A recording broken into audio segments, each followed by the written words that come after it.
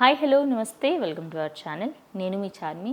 Present ఏపీలో ప్రతి ఒక్క విషయం పైన తనిఖీలు చేయడము, అలాగే దానికి సంబంధించి ఎక్కడెక్కడ ఎలాంటి తప్పులు ఉన్నాయి ఏంటి అని మినిస్టర్లు అందరూ కూడా గెలిచినప్పటి నుంచి ఇప్పటి వరకు కంటిన్యూస్గా పనిలోనే ఉన్నారు అని చెప్పుకోవచ్చు. అయితే ప్రజెంట్ స్కూల్కి వెళ్ళి మన ఏపీ మంత్రి సవిత అక్కడున్న ఏదైతే ఫుడ్కి సంబంధించి ప్రతి ఒక్కదాన్ని తనిఖీలు చేయడం జరిగింది. ఆ స్కూల్లో విద్యార్థులకు కూడా అడగడం జరిగింది, మీకు ఫుడ్ ఎలా ఉంటుంది ఏంటి మిగతా అవన్నీ అడిగినప్పుడు లోపలికి వెళ్ళి బియ్యం ఎలా ఉంది, పప్పులు అండ్ అలాగే కూరగాయలు ఎలా ఉన్నాయి ఏంటి, వాటి పరిస్థితి ఎలా ఉంది, బాగున్నాయా బాగాలేవా అని ప్రతి ఒక్కటి చూసిందనమాట.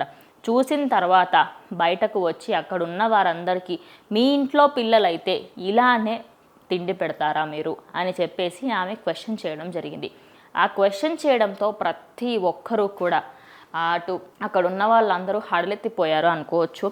మెయిన్లీ అక్కడ ఏదైతే వంటగది, భోజనశాల అండ్ అలాగే సౌకర్యాలకు సంబంధించి హాస్టళ్ళు, మరుగుదొడ్లు వీటన్నిటిపైన పరిశీలించిన తర్వాత అసలు ఎక్కడా కూడా నీట్నెస్ కానివ్వండి, దానికి సంబంధించి ఎలాంటివి కూడా ఒక పద్ధతులు ఏమీ పాటించకపోవడంతో తనకైతే కోపం అనేది ఇంకా ఎక్కువైందని చెప్పొచ్చు. అక్కడ ఉన్న పిల్లలకు కూడా వెళ్ళి అడిగినప్పుడు వాళ్ళు మేబీ భయంతోనే బాగానే ఉంది అని చెప్పినప్పటికీ అక్కడ లోపలకు వెళ్ళి మిగతా మంత్రి సవితతోని వచ్చిన వాళ్ళందరితో పాటు వాళ్ళు లోపలికి వెళ్ళినప్పుడు బియ్యం ఎలా ఉంది, అసలు నాణ్యమైన వస్తువులు మీరు అసలు ఎందుకు వాడట్లేరు, నాణ్యమైన బియ్యం ఎందుకు వాడట్లేదు, పప్పులు ఎందుకు ఇలా ఉన్నాయి, ప్రతి ఒక్కదానికి. అలాగే అటు మరుగుదొడ్ల విషయంలో ఆడపిల్లలు ఉంటారు, మీరు ఇవన్నీ కూడా చూసుకోవాలి కదా అని చెప్పేసి ప్రతి ఒక్క దానిపైన క్వశ్చన్ చేయడం జరిగింది.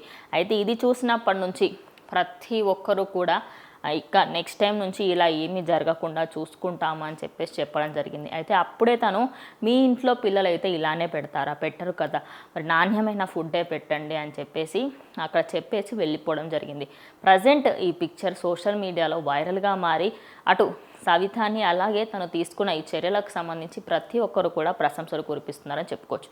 మీరేమనుకుంటున్నారు? అక్కడ జరిగిన సిచ్యువేషన్కి తను రియాక్ట్ అయిన విధానం కరెక్టే అంటారా? మీ అభిప్రాయాన్ని ఖచ్చితంగా కమెంట్ బాక్స్లో తెలియజేయండి.